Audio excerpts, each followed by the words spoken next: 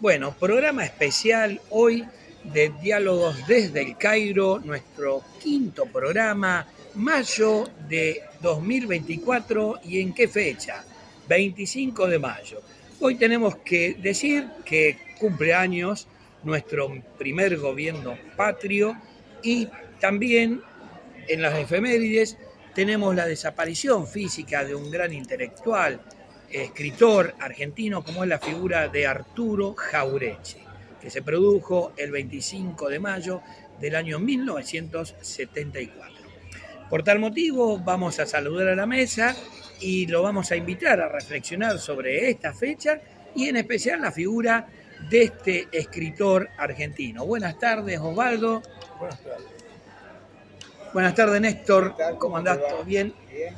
Jorge, buenas Muy tardes. buenas tardes, ¿cómo te va? ¿Todo bien? Feliz Día de la Patria, Feliz compañero. día, viva la patria. Así es. Bueno, vamos a empezar con Osvaldo a recordar, a ver qué significó la figura en su momento, venida del radicalismo, esa figura que estuvo en el gobierno de Juan Domingo Perón, en sus primeros periodos en la historia argentina, colaborando con esa etapa democrática en el país, y que bueno, que después fue produciendo diversos libros, notas en los periódicos de aquel momento, columnas de opinión, un gran batallador con, bueno, una semblanza y qué es lo que significó Arturo Jauretche para el movimiento nacional justicialista.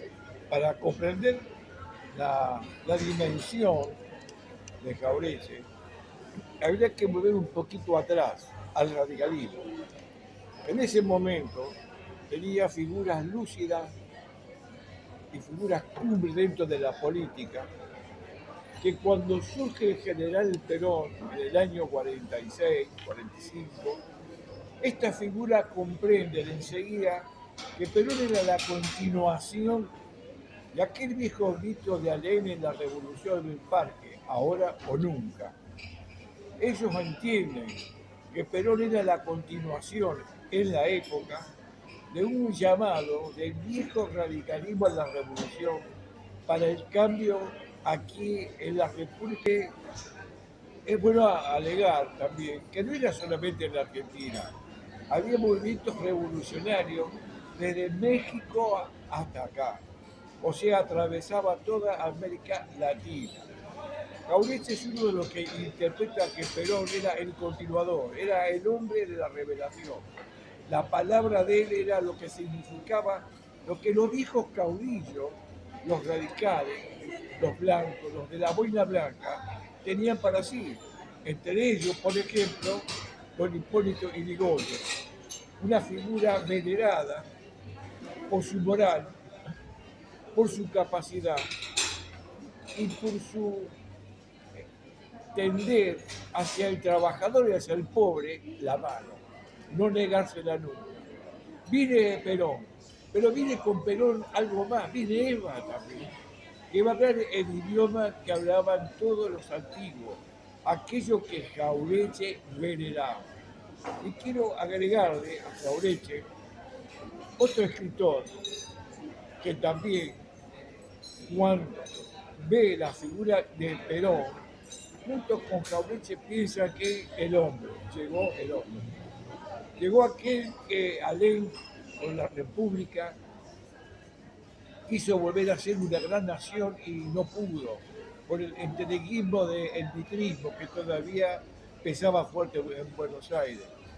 Por eso hoy Jauretche tiene una vigencia plena, porque en el momento actual que están entregando la patria, fue uno de los que primero, con su pluma, no con la espada, con su pluma, transmitió al pueblo argentino, y nosotros somos productos, nosotros, yo que soy un hombre grande y acá con un joven, somos producto de esa pluma. La patria es lo más venerable, somos la familia, no se entrega, se cuida. Ese fue Jauretche que lo plasmó en su libro y en su crónica diaria. Hoy en día nos ponemos a pensar qué lejos estamos mucho de aquel hombre simple, sencillo, que únicamente Una vez hay una anécdota de un gran escritor de la época que le decía un Pelusa, escribía en el diario Crítica. Dice, Jauretche lo conozco, dijo. A Jauretche lo conozco. Dice, porque siempre sé que está con la misma ropa. Jauretche, hoy nosotros que le rendimos homenaje a ese hombre que solamente con la misma ropa lo reconocía, porque muchas veces no tenía ni para eso. Esos son los hombres que nos dejaron a nosotros un ejemplo. Y el general Perón, cuando viene y habla y dice compañero, esa palabra mágica que alumbró y que despertó conciencia, compañero. Compañero significa compartir el pan. Y entonces, y Jauretche era uno de esos tipos que una mesa de bar con tangueros, como Troilo, como Canaro, había un tango que ellos sabían cantar y era el reparto de los pobres. Y esa es la figura que hoy tenemos. Ha pasado el tiempo, ha pasado tantos años desde su muerte, que sigue vivo, vivo por lo que dijo, sigue vivo por lo que escribió, y sigue vivo porque sin tener nada tuvo todo para transferirlo y para transmitirlo. Y hoy nosotros los recordamos con vehemencia y con referencia de lo que tiene que ser un verdadero hombre, un verdadero compañero. Por eso, la figura de Jauretche y la del general Perón están tan juntos, porque desgraciadamente ellos no fueron comprendidos en su momento y hoy del año han pasado tantos años, lo estamos comprendiendo y aprendiendo de ellos para saber quién es el que nos perjudica, quién viene para vender la patria y quiénes son aquellos que nos tienen una mano. Y el ejemplo de Jauretche en las nuevas generaciones, en las nuevas que está presente, tienen que buscar libros, tienen que buscar qué escribió y van a encontrar en él a un libertador con pluma. Cuando escribía pasiones de patria, pasiones de trabajo, pasiones de justicia, patrones donde nos hacía dignos de ser argentinos, que hoy nos cuesta tanto a veces aprender eso. Por eso, en esta historia, en esta breve historia, hoy queremos recordar a un hombre. Y si le podemos poner hasta una figura, a un superhombre, que él solo trascendió a los años. Y hoy, en el 2000, habiendo entrado el 2000, nos acordamos todavía de él. Bueno, gracias por tu intervención, Osvaldo. Vamos a citarlo a Néstor en esta ocasión porque hoy en la ciudad de Rosario le rindió homenaje en la mañana en la ciudad a esta figura de Arturo Jauretche. Hubo un acto en la ciudad de Rosario, así que quiero, Néstor, que nos cuente el desarrollo del mismo, tu forma de ver que has estado ahí esta mañana. ¿Cómo no? Sí, hoy nos juntamos con un grupo bastante numeroso de compañeros, varios integrantes orgánicos del Ateneo Arturo Jauretche. Entre ellos estaba, bueno, el fundador, Rubén Plaza, Federico Tormento, Horacio Bacher, acompañado inclusive con algunos legisladores, estuvo el concejal Romero, la concejal Norma López, el diputado nacional Eduardo Tognoli. Fue un acto, digamos, muy importante porque se pone en vigencia el pensamiento de don Arturo Jauretche, digamos, la importancia que tiene ir buceando en la historia de los mejores autores del campo nacional. Jauretche junto a Leopoldo Marechal, Homero Mansi o Fermín Chávez, por ejemplo, bueno, que ahora se cumplen 18 años de su desaparición, el 28 de mayo, fueron intelectuales del campo nacional y popular que, digamos, tuvieron un comportamiento como maestro de muchas generaciones, ¿no? Así que un acto muy bueno, muy reflexivo. Estuvo también la señora Celia de Zanella, esposa de nuestro querido Eduardo Zanella, uno de los historiadores revisionistas de la ciudad de Rosario, la provincia de Santa Fe, uno de los últimos revisionistas peronistas, digamos, ¿no? Dentro de la escuela del revisionismo. Y la verdad que sirvió muchísimo porque además había un grupo de jóvenes y en esta cuestión de ir compartiendo experiencias y ir de alguna manera entregando el legado a otros sectores más jóvenes, da lugar a esta esperanza de que el proceso transformador en Argentina, a pesar de esta situación transitoria en lo coyuntural, digamos, ese proyecto tiene la esperanza de continuar profundizando lo que tiene que ver con una revolución inconclusa. Como podemos decir que también fue la Revolución de Mayo, si bien logramos... Exactamente, sí. Logramos un paralelismo podemos hacer. Claro, un grito de independencia, de rebeldía, de insurrección popular, luego materializada con la lucha militar en manos de Belgrano, entre otros patriotas, donde se consolida la independencia y luego se reafirma a través de la defensa de la soberanía con don Juan Manuel de Rosas en 1845, en la Vuelta Obligado, en 1846 en la Punta de Quebracho, y con Perón, es decir, lo que significó digamos, la independencia económica, ¿no? Es decir, el librarnos de las ataduras extranjeras en el plano económico, en el plano inclusive de la dependencia tecnológica y científica. Hoy, bueno, estamos en una situación de retroceso, pero esto no quita digamos, que tengamos que bajar los brazos y que tengamos que cultivar la resignación. Creo que tenemos una meta y un desafío muy importante, que es comprometernos a defender lo nuestro y a tratar de resistir cualquier maniobra que pretenda entregar la patria.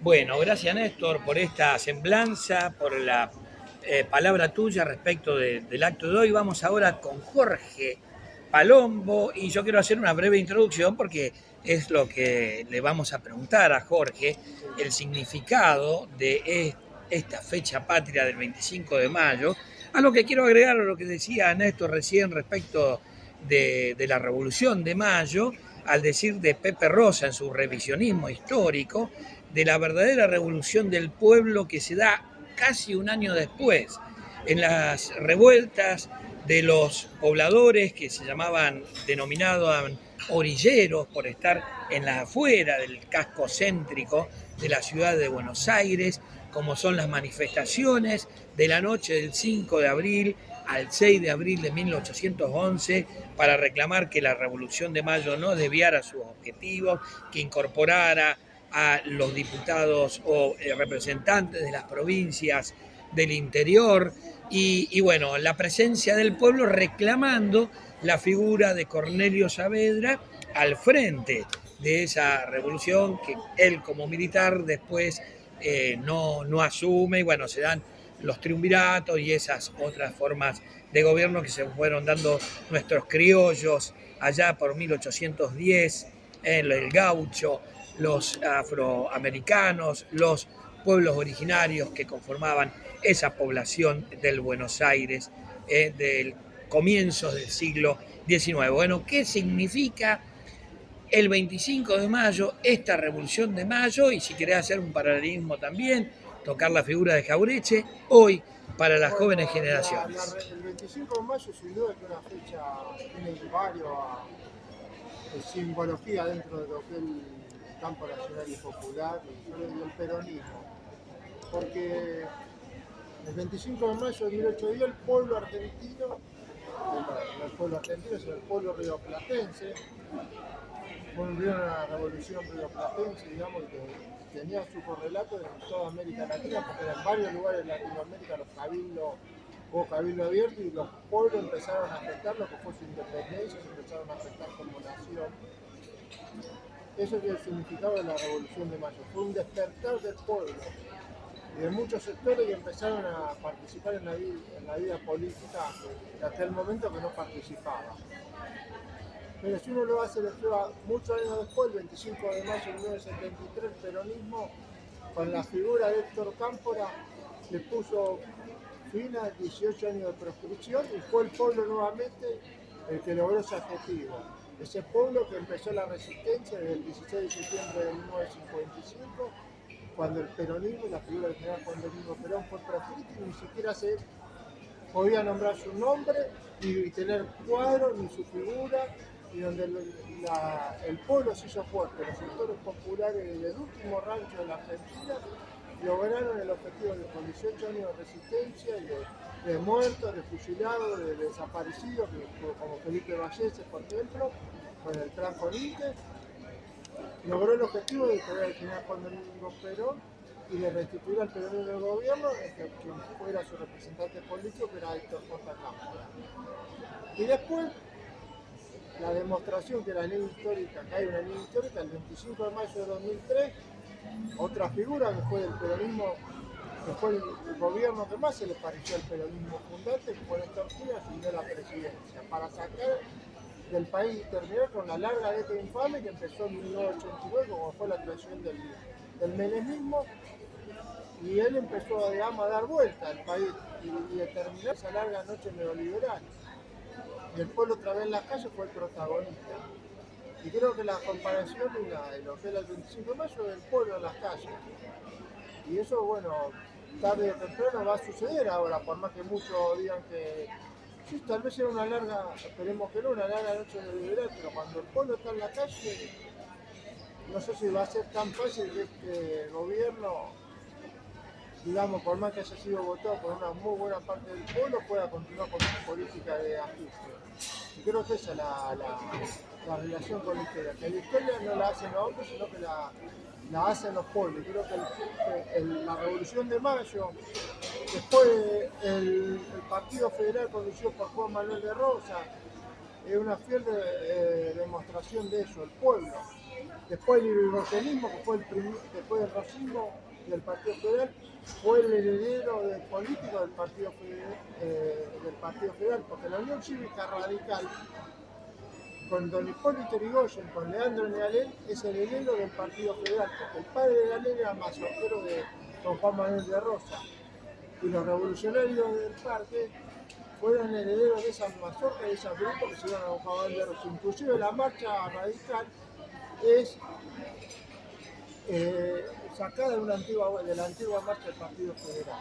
Y después, luego de don Hipólito Yrigoyen, que don Hipólito Yrigoyen es derrotado y es perseguido y fallece, viene el peronismo. Y el peronismo es la línea y la continuación de don Hipólito Yrigoyen, como bien decía Osvaldo, y en ese sentido se dio, creo que en ese sentido, eso significa el 25 de mayo, la continuación de lucha y de revolución.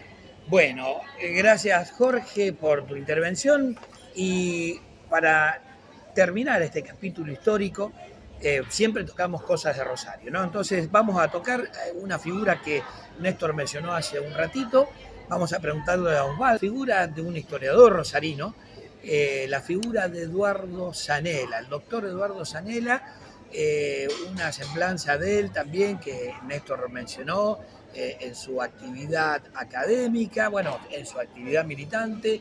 ¿Qué nos puede decir de esta figura de la ciudad de Rosario para terminar el bloque histórico? Y después tendremos que ir a lo internacional con Néstor primero, a lo nacional que nos queda para finalizar el programa. Bueno, yo lo conocí a Eduardo Zanella, fuimos junto al Superior de Comercio, en el mismo curso. Eduardo Zanella, y ya fíjate vos, teníamos un profesor de historia, una profesora de historia, la señora Velasco, que era rosista. Nosotros éramos todos jóvenes, éramos chicos que veníamos de la escuela primaria, entramos a la escuela secundaria. Y en la escuela primaria teníamos un libro que decía que Rosa era un tirano, que Rosa había perseguido a la gente de Vieca.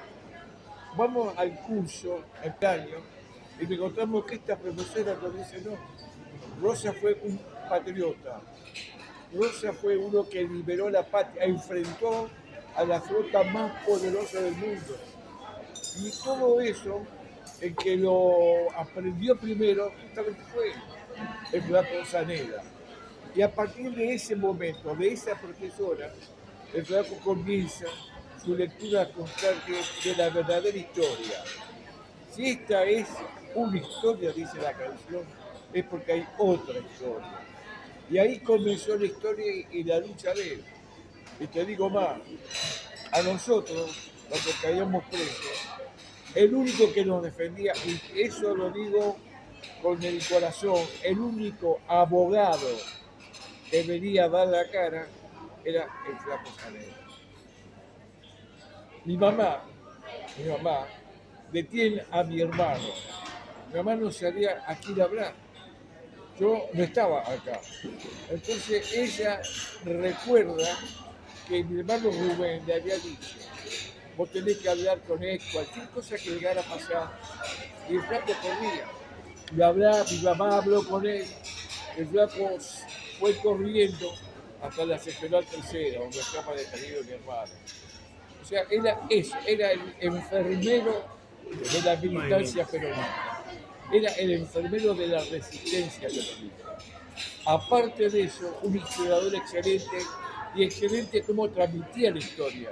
Porque una cosa es transmitir la historia desde el punto que uno no siente nada, otra cosa es cuando la historia a uno le gana su corazón, la transmite, porque se enamoró de esa historia. Eso era Zanella, un enamorado de la historia y un enamorado de lo que creía y que este lo confirmaba y era cierto. Vos sintiéndolo hablar, sabía que no era ninguna acertada, era una verdad absoluta. Esa es la historia también que lo dejaron los mayores como, vuelvo a repetir, Jaureche, el Pepe Rosa, Hipólito Jesús Paz y tantos otros que pasaron, y aún por los sindicalistas mismos. El caso de Dante Biel, un sindicalista de acá de Rosario, que estuvo preso. El caso de Indalecio Ledesma, un sindicalista de la cárcel. Gente que se hizo por la experiencia y transmitía la experiencia.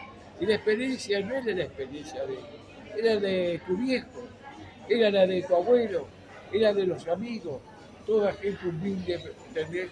Y recibía que sin lucha no hay historia y sin lucha no hay verdad.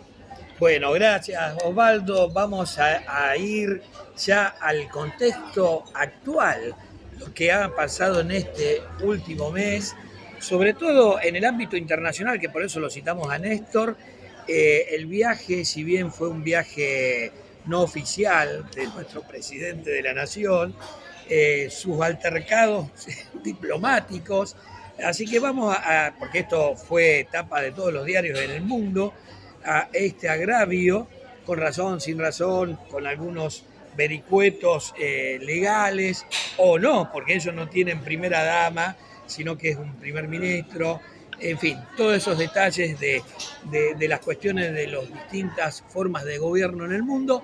Pero bueno, ¿qué ha dejado esta intrépida arremetida del presidente de la Nación en España, con el agravio a la señora, esposa del primer ministro Sánchez? Sí, del presidente español, Pedro Sánchez. El problema es que Milei continúa en ese camino de buscar primero con los países de la región, que me parece que es un error muy grande, ¿no? La necesidad que tenemos de juntarnos, los que formamos parte del extremo sur del continente americano, es fundamental para una política de despegue de cualquiera de los que componemos el espacio sudamericano.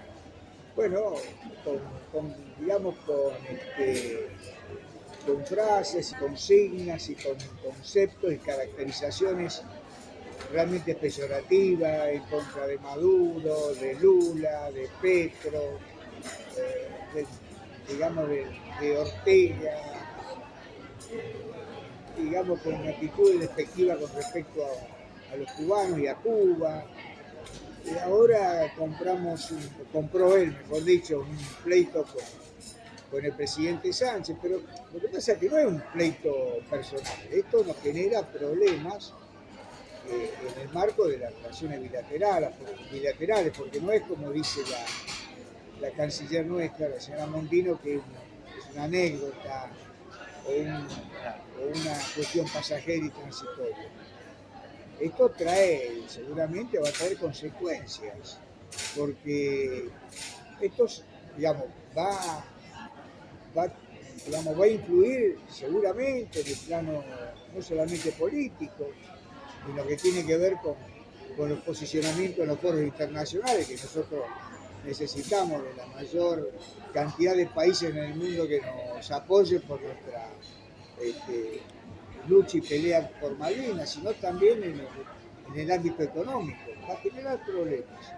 Ahora, me parece que el presidente, bueno, no tiene un límite,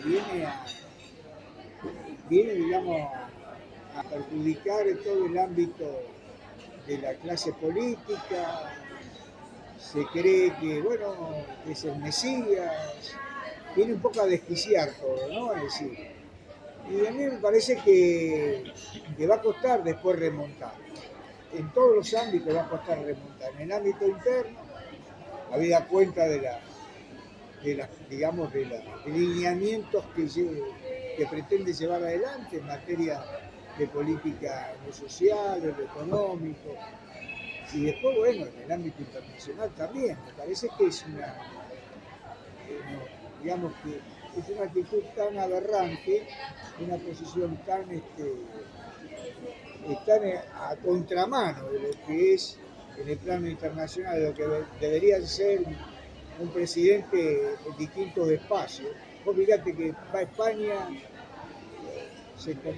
participa en un acto de uno de los grupos más recalcitrantes de la derecha y bueno, toma una actitud realmente de provocación, metiéndose inclusive en temas internos, ¿no? Con críticas que no corresponden.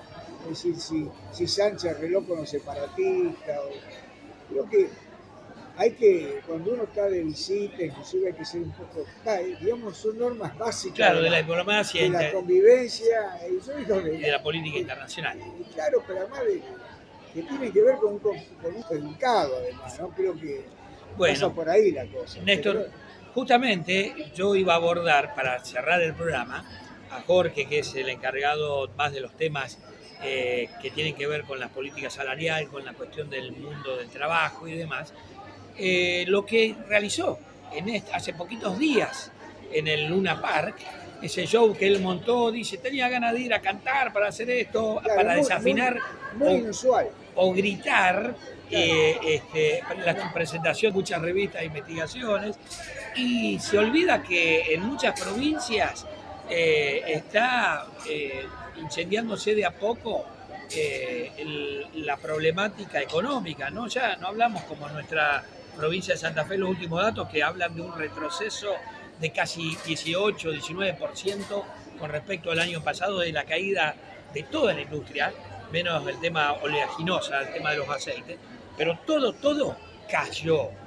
Santa Fe es muy rica, igual que Córdoba y Buenos Aires, ¿no? Pero en el resto de la provincia, como puede ser Misiones, Neuquén o Mendoza, que conflicto con los empleados, la policía, con los docentes. Un docente con 37 años de antigüedad gana 200.000 pesos, ni siquiera llega a la línea de pobreza. Así que bueno, eso es lo que quería plantearle para cerrar el programa a Jorge. Lo último que tenga en conocimiento en el ámbito, digamos, provincial argentino, de la situación salarial y de lo que justamente Milei no hace cada cosa en su provincia con su gobernador, pero sí se ocupa de lo central, que son las políticas macroeconómicas, y es lo que nos está llevando al desastre.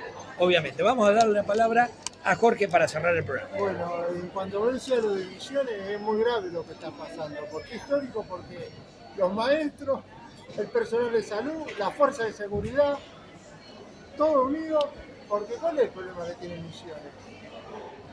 Como me decía un compañero que habló de estos días que lo llamé para saber de Misiones, Misiones es un pueblo manso, siempre fue un pueblo manso. Ahora, cuando ese pueblo se despierta, se va a empezar a despertar toda la Argentina.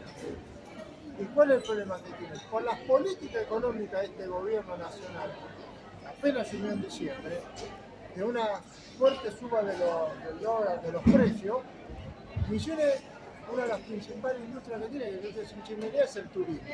Y las compras que hacen los habitantes de los países limítrofes. Entonces, al subir la gente que está del lado de Paraguay, la gente que está del lado de Brasil, y entonces le está bajando la recaudación del Estado provincial. Y el Estado provincial, cuando le bajan la recaudación, y a su vez no recauda más, no tiene recursos para subirle los sueldos a los empleados públicos de la provincia de Misiones. Y a su vez, el gobierno nacional le retrasa los recursos de la coparticipación, se los recorta, ellos tienen ingresos de turismo, ingresos de industria maderera, de la yerba mate, que el Instituto Nacional de la Yerba No Mate funciona. no funciona, eso lleva a que los precios no estén equilibrados, no sean precios equilibrados ni estén regulados. Además se habla de la importación La de importación de otros... yerba mate, la importación se va a abrir seguramente la importación hasta de muebles, y eso. Bueno, eso lleva a una crisis a las provincias como Misiones. En el caso de Mendoza lo mismo, porque no tienen recursos, porque además se habla de apertura de la industria de la importación de vino. Y toda la industria, cuando las políticas económicas son abrir la importación, no apostar al trabajo, se va explotando. Y como paradójicamente, los gobernadores que le han sido tan serviles, como el del caso de Mendoza y el de Misiones, ahora se ven ahorcados o apretados. Y también yo creo que también una jugada de Milei, que es un muchacho que es peligroso, además por todo lo que lleva su estructura comunicacional de apretar por las redes sociales, de los influencers, también tener una vicepresidenta muy vinculada a la fuerza de seguridad y a todos los aparatos de seguridad, que aprietan a los gobernadores para también hacer esta jugada para que sus senadores le voten lo que es la llamada ley de base, lo que conllevaría también a que las inversiones puedan entrar, bueno. Y vamos al caso que me gustaría citar, el caso de Santa Fe, donde tenemos un gobernador, como bien vos decías, que es un gobernador que no parece un gobernador radical, sino parece un gobernador libertario, como el intendente. Paradójicamente, dos muchachos que vienen de la Franja Morada, del Partido de la Reforma Morada, un partido que era reformista, que inclusive uno de sus creadores, que fue Eduardo Garasta, desaparecido porque no se subió a la JUN, un partido que tiene la historia de Sergio Carapachón en La Plata, desaparecido en la última dictadura militar. En vez de tener una política con los empleados públicos, una política que históricamente el radicalismo tuvo una política con los Hipólito Yrigoyen, de ser con otros caudillos populares, hasta conmigo Alfonsín, más allá de todo lo que le podemos criticar, o la gente le puede ser hacia el empleado público, de contención social, de aumentar los sueldos, están aplicando la política de ajuste. Y por ejemplo, los maestros asentaron muy a regañadientes un aumento trimestral, los municipales por ir a pedir y hacer una movilización pidiendo un aumento de sueldo no han amenazado que no, los días de paro, o estaban molestos por la movilización que hicimos el día martes, digamos, y ellos se alinean, pero también, precisamente como vos decías, están ahogados ellos mismos, porque Santa Fe está cayendo en la industria metalúrgica, todo lo que tiene que ver con la meta de cosechadora, que tiene un polo como el de las parejas muy Exacto, el arroz. de Sudamérica. En Rosario está cayendo la construcción, eso hace que los municipios y las provincias tengan menos recursos. Entonces lo están dando, pero ellos siguen, lamentablemente, siendo servicial. Lo que sí rescata es la movilización de los municipales comunidades y las movilizaciones que se están dando en toda la Argentina. Pero todavía, si bien los trabajadores estamos, digamos, movilizándonos, con todas nuestras contradicciones también, porque hay muchos que votaron a Milei y todo.